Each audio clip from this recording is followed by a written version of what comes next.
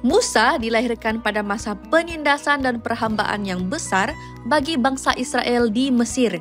Dia juga telah diselamatkan semasa dia masih bayi dari terhanyut di Sungai Nil dan dibesarkan di istana Mesir.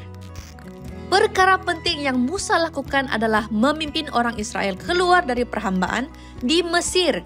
Ketika Musa taat kepada perintah Tuhan dan berserah kepada kuasa Tuhan, dia dimampukan untuk menentang Firaun, melakukan mukjizat yang luar biasa, dan memimpin orang Israel melalui padang gurun menuju ke tanah perjanjian.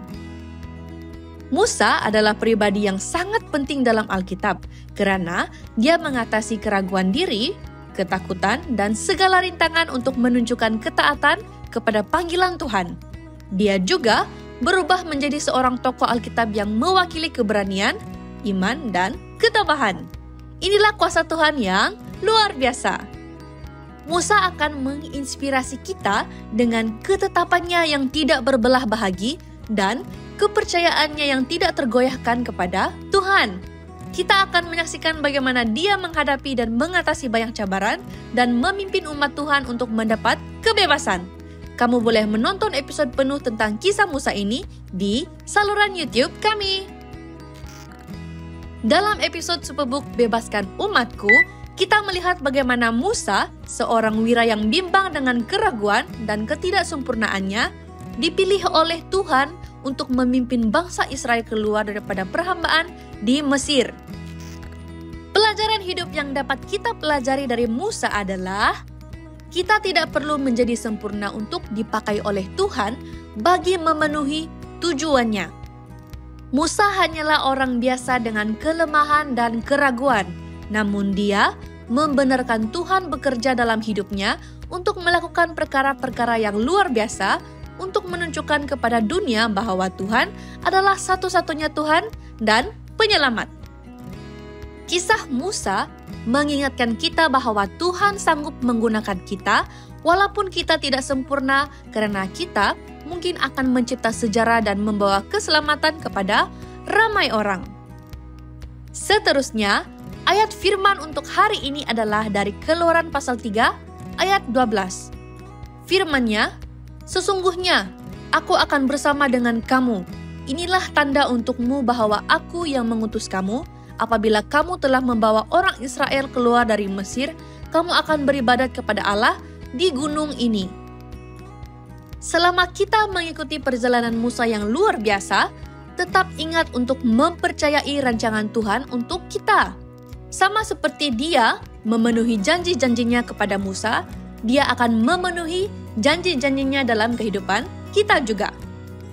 Kita harus yakin bahwa Tuhan sentiasa bersama kita, membimbing kita melalui cabaran, dan kadang-kadang memimpin kita melalui perjalanan yang paling tidak dijangka, di mana kita akhirnya akan menyembah Dia dengan sukacita dan rasa syukur. Tuhan adalah Bapa dan Pencipta kita. Dia mengasihi dan mengenali kita lebih daripada siapapun.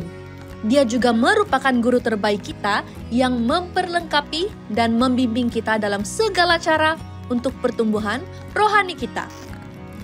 Anda semua luar biasa!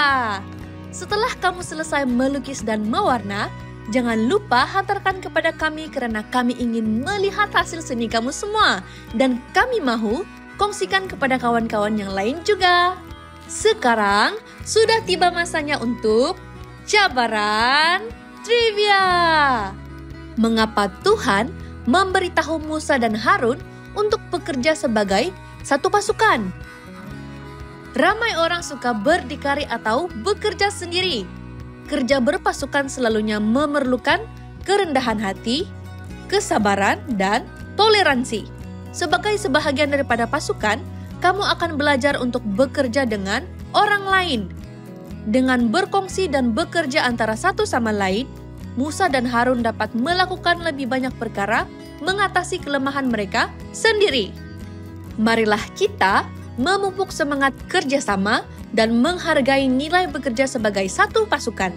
Marilah kita bersandar kepada pimpinan Tuhan karena Dia adalah ketua pasukan yang terbaik dan melaluinya kita dapat melakukan perkara-perkara yang luar biasa. Ingatlah, dengan Tuhan sebagai ketua pasukan kita, ada kekuatan dalam kesatuan dan bersama-sama kita dapat melakukan perkara yang luar biasa. Nantikan cerita yang luar biasa dan pelajaran hidup dari Wira Alkitab. Jumpa lagi!